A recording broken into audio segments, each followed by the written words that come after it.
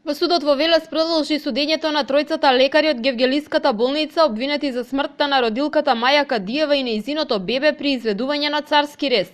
Исказ даваа вештите лица кои дополнително ќе разгледуваат дел од медицинската документација на починатата родилка. Адвокатите на гинеколозите бараа одговор за тоа како била изведена целата процедура и дали нивните клиенти го исполниле својот дел од обврските. Да ги посочат причините како дозволија да влеат во сала кога имало пијани доктори. Значи, они процедурата ја утнеле од почеток. И сега бараат процедура, како што кажав во претходните интервјуи што беа претходно, они ја сгрешиле на почетокот.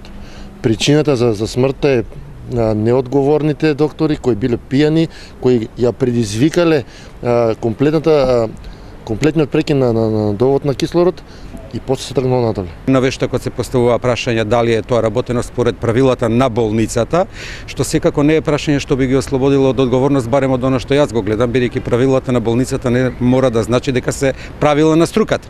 Ако нешто неправилно се постапувало во болницата во Гевгелија, токму тие оператори, гинеколози можеле да кажат, јас под овие услови не оперирам, а не да се нафаќаат на операција по секоја цена и со тоа некому животот да го загрозат.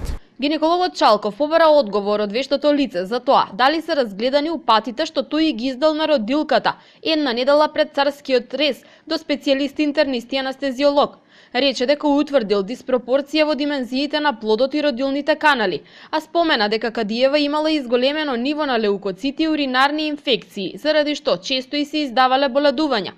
Нејзиниот сопруг пак и денес тврдеше дека боледувањата и се издавале поради потешкотиите на работното место. Боледувањата беа издадени од проста причина што имаше тешка работа до пред одење на боледување.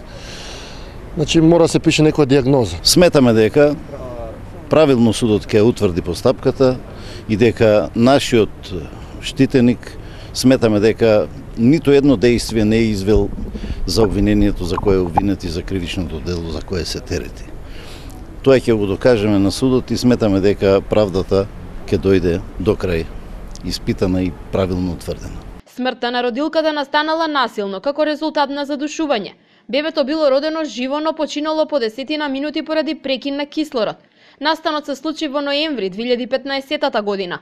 Двајца гинеколози и еден анестезиолог одговараат за кривично дело, тешки дела против здравјето на луѓето.